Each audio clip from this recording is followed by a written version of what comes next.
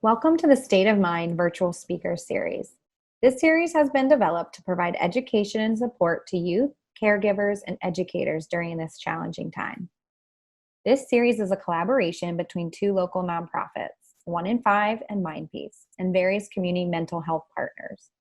We're glad you're here to educate yourself and to learn how to keep your brain in a healthy state of mind.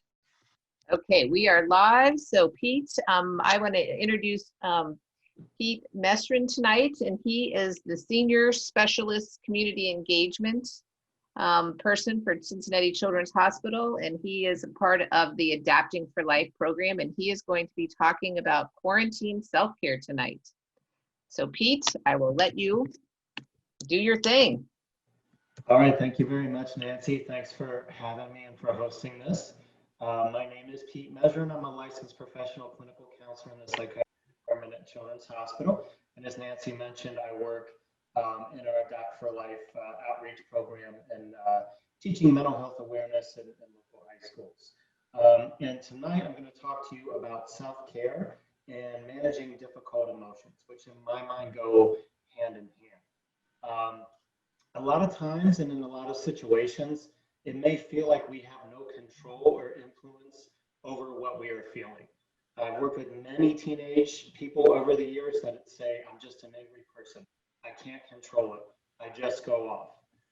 Our emotions are not just something that happened to us that we need to ride the wave until it's over. There are many things that we can do to influence them and to respond differently to them. And we all get overwhelmed sometimes. We all get stressed, and it can feel like we are experiencing more than we can handle. And certainly during this unprecedented times in our lives, we've all had those experiences, if not many of them lately. And if it feels like we are constantly dealing with negative experiences and are powerless to change or do anything about them, it can become very overwhelming, depressing, maddening. That's why it is so important that we are active in managing our stress and caring for ourselves. So we're going to talk about a couple things tonight. One is how to recognize when we are stressed and ways to manage our experience when we're feeling that way. The other is to incorporate regular healthy behaviors to take care of ourselves and keep stress from building up in our bodies. So the first step to being aware, the first step is being aware of when you need to do something to feel better. In our program, we teach 4 areas to pay attention to during times of stress. The first 2 are our thoughts and our feelings. And some of the other lecture series topics will give you great information on mindfulness, and I suggest watching those as well for more information on the topic. But essentially, mindfulness is the practice of paying attention and being aware of our experiences. And it is really important to pay regular attention to what we are thinking and feeling, not just during stressful times. And for many of us, our thoughts and feelings get jumbled together, and we're not fully aware of the experiences at both levels. Like with our feelings, our thoughts can seem overwhelming, and like we have no control or influence over them as well, like they just happened to us. And like emotions that don't feel good, if our thoughts are negative or troubling, we tend to avoid them. We need to do the opposite. When we avoid our feelings, they don't go away, they tend to just get bigger, right? Have you ever seen somebody go like way off over something really small? Usually that person isn't that upset over spilling their Coke. Usually there's other things that they've been holding on to, and when we get upset, it all comes out together. So paying attention to our thoughts and feelings is very important. Each level gives us different information that helps us figure out what we need to do to care for ourselves. Let's say, for example, that you are feeling very annoyed in class. Pay attention to what you're thinking about. Jenna keeps tapping her pencil. That's so annoying. She always does this. I'm so mad about what she said to my boyfriend the other day. All of that is good information, and it tells you that you need to do something about the situation and maybe why the feelings are stronger than a typical reaction to just tapping a pencil. There's a lot of wisdom in our emotions. They tell us what we need in a certain situation, so don't push them away. Pay attention. You won't get overwhelmed. You won't feel that way forever. It will pass. And when you have a strong thought, notice what you are feeling. What emotions are associated with those thoughts? come back we'll come back to what to do with those in a little bit. The two other areas we discuss in our program are paying attention to our triggers and our cues. So triggers are the situations, events, even people outside of us that prompt us to think of something related. So when you have a thought that something is upsetting you, try and think what triggered it, what caused me to think this way, and experience the emotions related to it. Many of our triggers are situations or things that happen over and over for us. And if we keep having a negative reaction to that trigger, and we want to change that, being aware of what it is that triggers us is a very important step. That way, we can anticipate what our reaction will be and plan to handle it differently. Because that's all we can control is our reaction, not keeping the other person from acting in a way that is going to trigger or upset us. Can't avoid our triggers, but we have to learn how to respond to them. Lastly, we talk about internal cues. So internal cues are physical sensations or changes that happen in our body that let us know that something is going on. So some examples are noticing your muscles tense up, maybe your hands are balled into a fist, feeling butterflies in your stomach if you're nervous, getting a stress headache, feeling like you want to punch something, your face is flushed, maybe your jaw tenses, some sort of change that happens in the body. Usually these changes are linked to an emotion. So when we experience an internal cue, we want to try to drop down an emotional level and see what's going on for us. So all four of these areas, our thoughts, our feelings, our triggers, and our cues are related. And they all give us different information about what we need to do to care for ourselves. So for example, let's say your parents yell at you. That's a trigger. It happens outside of us in the environment, right? You notice yourself thinking, this isn't fair, they don't care, they don't understand. Maybe on a physical level, you notice your head hurts, your muscles feel tense. Those would be your internal cues. And then you notice yourself feeling sad, hurt, angry, etc. Whatever area you notice first, we want to check in with the other three areas. So if I notice my head hurts and I pay attention to my feelings and I'm really stressed and sad, I pay attention to my thoughts, this isn't fair, they don't care, then I connect it back to the trigger. Yeah, my parents were yelling at me. That's why I'm experiencing all this. It lets me know that I need to do something to relieve my stress and talk to my parents to try and resolve the situation. Nancy, do we have enough people for a poll? Yeah. Well, actually, no, I think that on the poll, no, we probably shouldn't do it. Probably shouldn't do it. Yeah. Okay, sounds good. Okay, so all four of those areas, our thoughts, our feelings, our triggers, and our cues, also influence our behaviors, which again can feel like a reflex, like when you go to the doctor's office and they whack you on the knee with that little hammer and your leg shoots up. And if our behaviors seem that way, they may feel like they're out of our control as well. But if we are aware of what we're experiencing, it tells us what we need, and we can make choices that lead to better outcomes or results of our behaviors. And we'll get back to that as well. For now, we're going to talk about ways to care for ourselves and cope with difficult emotions. Excuse me. I wish I could give you one or two things to do that would work instantly every time you're upset or struggling to make you and everyone else feel better. But feelings don't work that way. There is no one-size-fits-all approach to coping with them. We're all different. So it's a process of finding what works best for you and having lots of options for different settings. So some basic ideas of taking care of ourselves. We want to do things that are good for our mind, our body, and our feelings. All three of those areas influence each other, and doing things that make us feel good at each level is important for our overall well-being. So working with our thoughts. There is a lot going on in the world, our country, and our community that is overwhelming and out of our control right now. Thinking about it all and paying attention to the news or people's opinions on social media can add to our stress and sense of hopelessness and helplessness to do anything about it. So one tip is to unplug. Spend some time each day in a COVID-free, politic-free zone. And again, pay attention to your thoughts. They tell you if you need to resolve any triggers you are facing. And we can work with our thoughts as well. So for starters, find some positive influences. If we only hear about negative things all day, we tend to feel bad.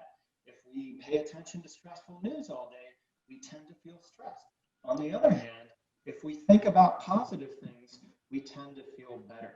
So we need to find positive activities to engage with, focus on.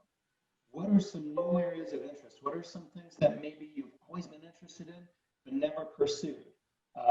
Who can you still laugh and joke with? Talk to those people.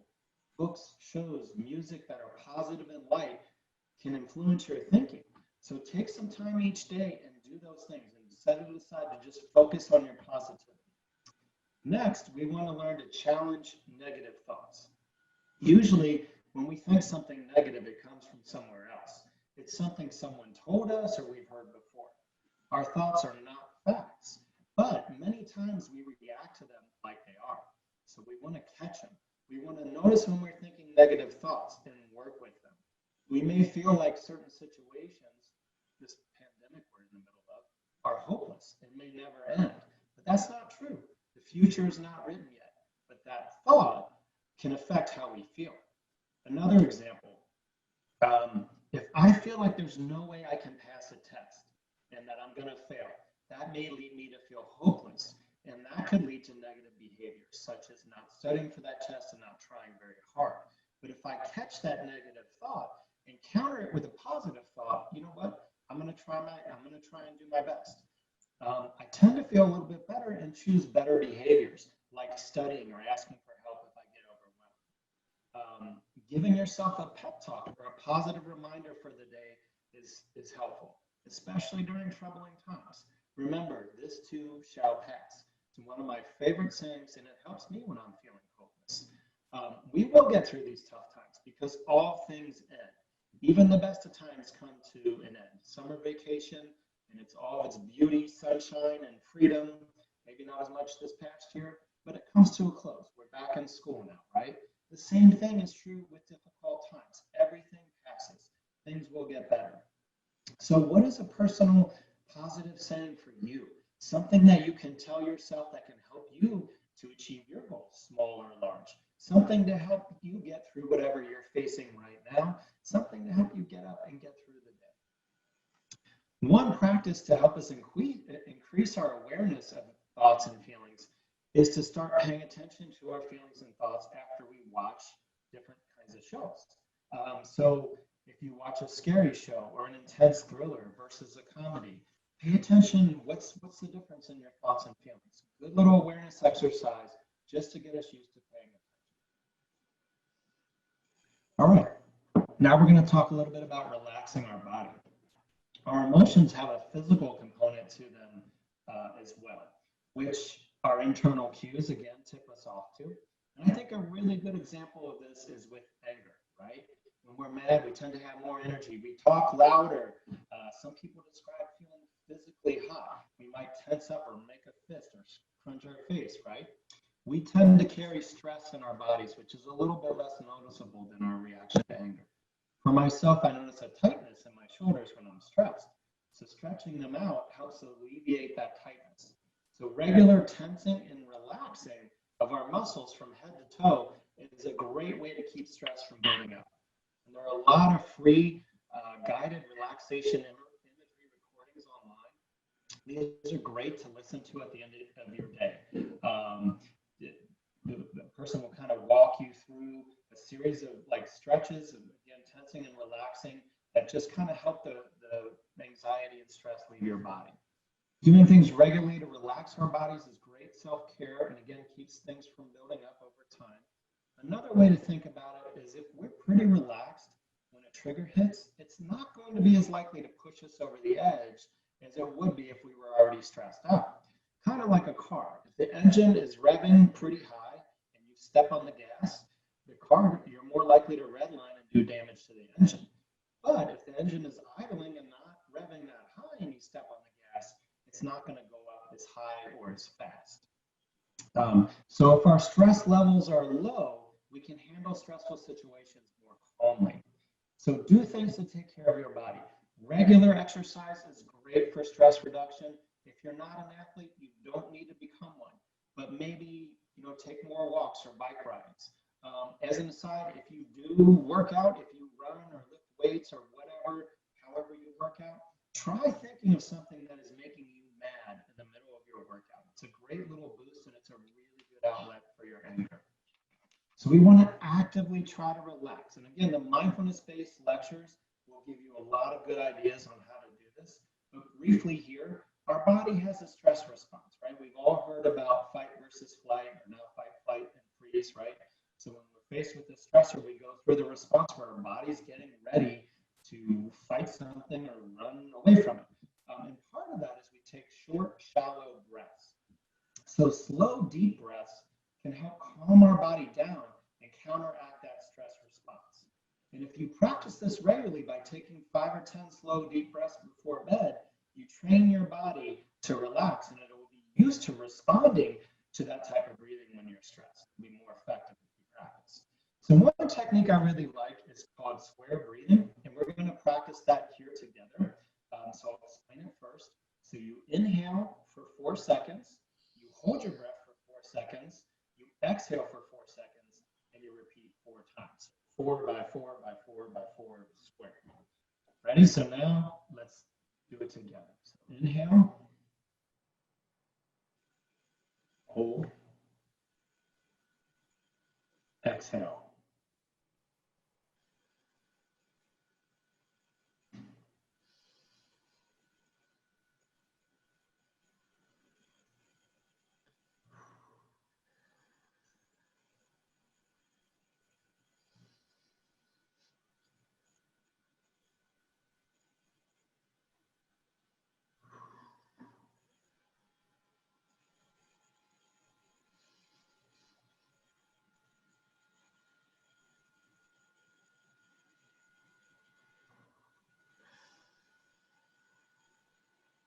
Wow, I feel pretty good after that. Almost lost my space there. So a couple things about that. That long exhale is very important. Exhalation is tied to the relaxation response of the body. So we really want to make sure we let all of our breath out. And maybe you noticed like the first time it was kind of hard to breathe in for the 4 full seconds, and it got easier after that. Again, that's our lungs getting used to and our body getting used to that practice. And the more used to our body is to calming down that way, the more effective it is when we really need it. So that took maybe 30 seconds. Practice that every day. And again, you'll be more relaxed to begin with, but when you're stressed, that technique will be more effective for you. So back to taking care of our bodies. Routine encourages health and self-care. Routines can also keep us motivated during times like summer vacation or quarantine, when it's easy to waste time doing things and doing other things and fall into unhealthy habits. Especially for students that are in virtual programming, right? Some are starting the year that way. A lot of colleges are kind of moving towards that route, and we'll see what happens with our high schools. But if you're on a virtual program from home, a routine is really important for you to manage stress and keep some normalcy. Keeping a reasonable bedtime and getting plenty of sleep helps with our stress levels as well. Keeping a schedule also makes it easier to incorporate new activities such as exercise. So you want to try to get up at the same time every day, eat your meals, get exercise, talk to your friends, have your positive influence time, all at the same time every day. That helps our bodies get into a rhythm, and there's no anxiety about what's coming next because we're following a schedule. That's really good for little kids too. It's really important for kids that are doing their education from home to have that routine as well. We also want to watch what we eat. Too much caffeine, too much sugar can increase anxiety in our bodies. So it's all connected. What we put into our bodies and how we treat our bodies influence how we feel. So back to feelings, outlets for our feelings. We need to develop healthy outlets for our feelings and use them regularly, not just when things build up. And I know we discussed earlier that everybody's different, so we all have to find our own way. And it can be difficult to find what works best for us. So I think a good place to start is by looking at what we do when we do it wrong. So by that, I mean, sometimes we all get to that point where it's too much for us and we go off, right? So what do you do in those moments? Do you throw things? Do you you yell? Do you punch somebody or something? Do you make rude comments? Do you isolate? Go be by yourself and avoid others? All of those things tend to bring about negative consequences, right? Except for maybe isolating. But if that can be detrimental if you do it too much or for too long of a period of time. And by consequences, I mean those things tend to get us in trouble. People are mad at us, it hurts our relationships. Maybe we have to pay for damages or broke something of our own in the process. But consequences aside, there is a release. We're getting our emotions out. And I've worked with many people over the years that get angry and then they punch walls. And there is a moment after they throw that punch, before their hand hits the wall and they hurt their hand, do damage to the wall, or get in trouble, where there is a release, right? They're getting it out. So in working with that person, that's our starting point. Physical outlets work for them. We just need to do it in a way that's going to maximize the emotional outlet and minimize the consequences. So punch a pillow, punch a punching bag if you have one. Lay on your mattress and kick and punch all you can. If you're a thrower, throw something soft. Throw it at a place where it's not going to do any damage, but get it out. Shout out to all my yelling friends. Same concept. If you yell or say things that you later regret, when you're upset, you are more prone to verbal outlets. So coping skills 101. Here's a journal. Write about your feelings, right? It works great for some of us. For other people, not so much. So they would want to find something else. Especially these days, I type way more than I write. So for me, it's easier to express myself through typing. So if I'm really frustrated or mad, I'll open up a Word document and get it out there. Vent on the paper, let it all out. Then erase that document. Don't save it, don't send it anywhere. We want to get rid of it. Same thing these days if you're an angry texter, right? Or if you post stuff on Snapchat or Instagram or whatever when you're mad, maybe open the Word, the little notes pad instead, right? And get it all out on there instead. If you think it's a message that the other person needs to hear, sleep on it first, right? Get the anger out and then go back and rewrite that when you're calm. That way, the person is going to be more likely to hear your message and what you're trying to say. If you send it when you're mad, they're just going to react to your anger, which means they're going to get defensive and maybe attack back, and again, it could hurt the relationship. Other things that help with my kind of verbal outlet, people scream into a pillow. If you live in some woods, go and yell, vent to a friend, get it out, but in the manner that is most natural for you. So it might be verbal for you in an acceptable way. If you isolate, that can be good, right? You know when you need to be alone, and that's a strength. But you may tend to carry too much around. And if we're holding on to too many old emotions, that can make us sad. For you, taking a risk and finding someone to open up to could be a really good way to not carry so many things around. And it's worth the risk. We feel better when we let it out. So we want to think about the situations we'll find ourselves in ahead of time. And what are the triggers we're going to encounter there? So think about ahead of time, where are my outlets in that setting? Kind of like a fire drill at school. Here's our class exit strategy. So if I get triggered in this setting, what am I going to use to calm myself down? If I need to throw or hit something, what are my options? And we want to have lots of options and specific ones for specific settings. Some things are okay for home and not at school. You can't throw a pillow against the wall in science class. With all the beakers and all that kind of stuff, you do a lot of damage. But maybe you could bring one of these and squeeze one of these fellows, a stress ball instead. And again, if you practice at home when you're frustrated, your body gets used to getting the anger out that way, and it'll be more effective when you need it. Music is powerful. It can elicit strong emotional responses. It can prompt us to think deeply on certain topics, right? So we have to use it intentionally to help us cope and care for ourselves. If you are feeling down and play a sad song, it might make you feel sadder. And that can be good for expressing sadness, but we also want to make sure we're not dwelling on it. If you're feeling down and like you can't do anything and don't feel like doing anything, and you kind of play sad songs and dwell in your sadness and don't do anything for that day, that might make you feel worse about yourself because you didn't get anything done. If you really worry about things, and again, there is plenty to worry about these days, we want to play something that shows us out. We want to do the opposite. So if you're sad and feeling unmotivated, pump up the jams. Get some motivational music that gets you moving. So we want to kind of work with our emotions in that way and use the songs that we know that are going to kind of help us feel better. And just generally speaking, another little mindfulness activity, pay attention to what you're thinking and feeling about while you're playing your favorite songs. Again, just getting in the practice of checking in on those two levels. As an aside, have you ever heard a new song that sounds like it was written just for you? Like all of the words have a lot of meaning. Then the more you listen to it, maybe a little more closely, you find out it said something entirely different. That's what we call projection in psychology. You and we, because I do this all the time, are projecting our own meaning and experience into the lyrics. Again, another way our thoughts and feelings are linked together.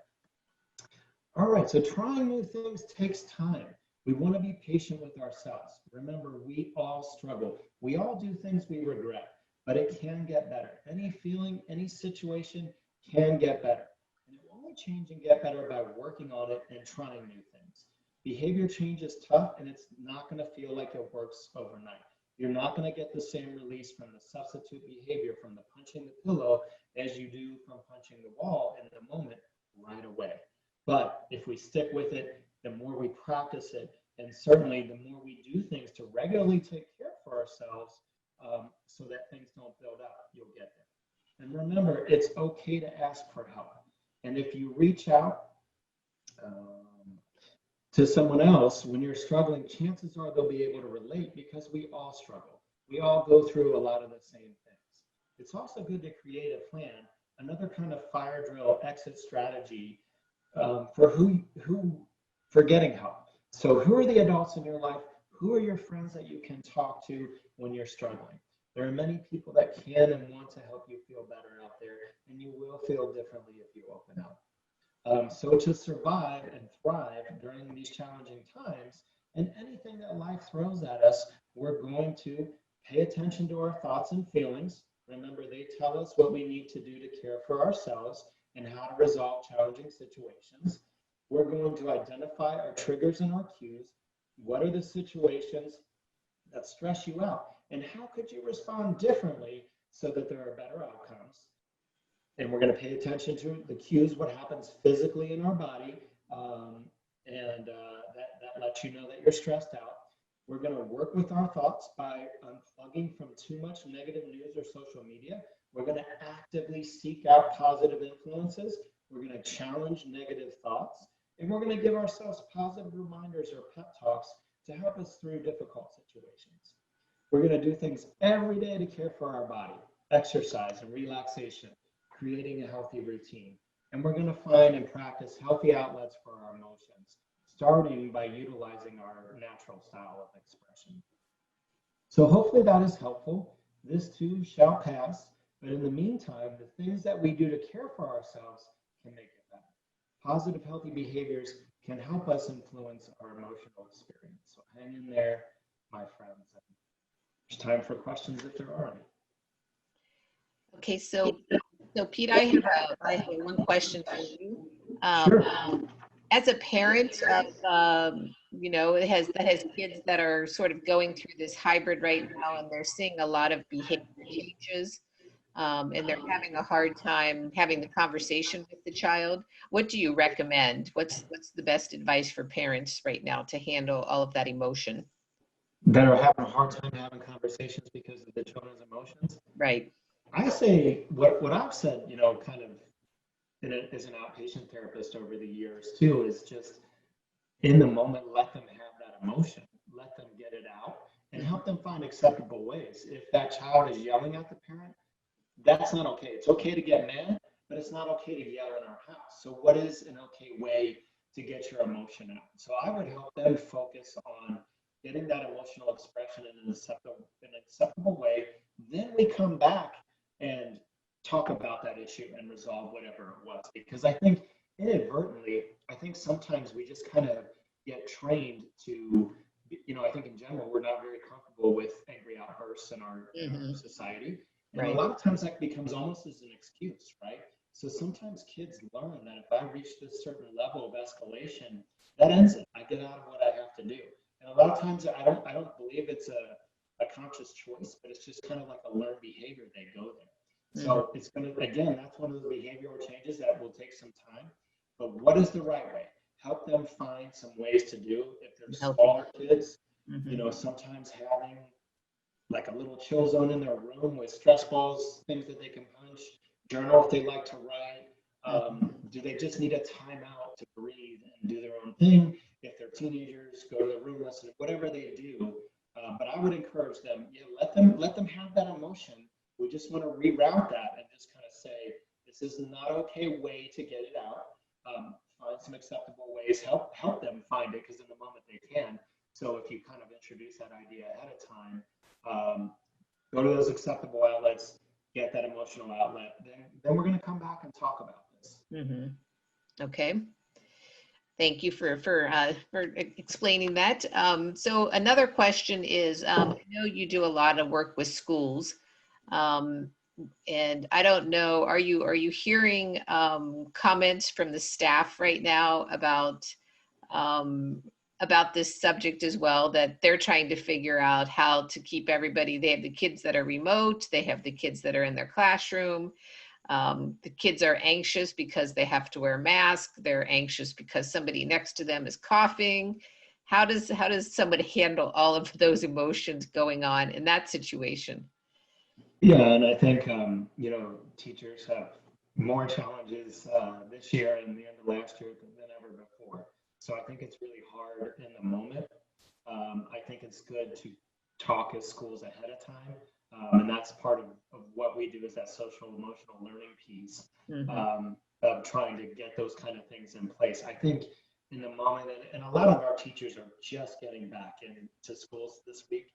So I know they're more, when we've kind of had conversations in the last couple of weeks, it's more been, you know, how am I going to lesson plan for remote in there, and, you know, all this kind of stuff as well. So I think the teachers have their own stress that is going on as well. I think regular education about that sort of thing, about, you know, a cough could be, you know, allergies, it could be this, it could be that. You know, so kind of just educating, having those conversations.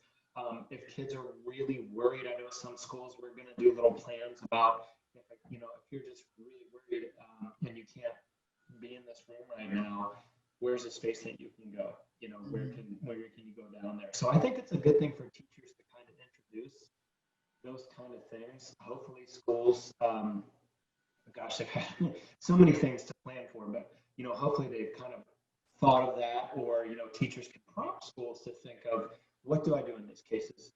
Because if I've got 23 other students, of course, you know, the teacher's heart goes out and they want to spend that time dealing with that kid, but maybe there's a resource in the school they can go to, explaining to the students if you have those concerns, if you do have those worries. Because I think there's so many times where students are worried about things and afraid of things, and they don't speak up. And then maybe you hear about it down the road, or the parents hear about it down the road, and it's like, oh, I never knew you were dealing with that. So I think just trying to have that open communication about, listen, this is new. You know, none of us really enjoy wearing these masks, but this is the sacrifice we're making to try and be safe for each other. It's what we have to do right now. It's not going to be forever, but it might be for a while. So we'll get used to it. What do you need? You know, let me know if you have fear or worry about getting sick, if you have fear or worry about sitting too close to students, let me know. And the more they speak up, the more teachers, and I mean, the creativity, the end of the school year last year and this year has been amazing. So if teachers know the problem, there's resources in the school that they can help address, hopefully. The one thing that's what we talk about a lot is, what are the silver linings that are coming out of this? I think that one thing that we really see is the connection piece, that people are really thinking about, who are my people? How am I going to stay connected? What does that look like? How am I going to change my behavior? And I think that really has a really positive impact on self-care, because that human connection piece is really, it's very calming. you do have that opportunity to talk. So I think that that is one of the silver linings that's going to come out of it. I'm hopeful. Yeah. And I think just the awareness of the social emotional aspect of learning and development as a youth and as a teenager. I think there's so much more focus on that. I think people were so worried about, last year. There were a number of kids in certain districts that the teacher didn't have any contact with, for a couple months there. And, so those kids if they're completely isolated, what's their reality like? So I think paying more attention to those things and knowing that there's resources. Telehealth is, really risen and taken off the charts. So even though you can't go anywhere, you can talk to somebody. There's other therapists available. Yeah, I really like your message of it's that as we talk about it, we need to have connections. We need to express how we're feeling and get those feelings out. So open up that communication and yeah.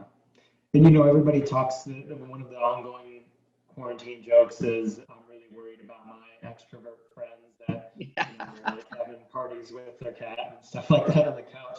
I think extroverted people will find a way to make a connection.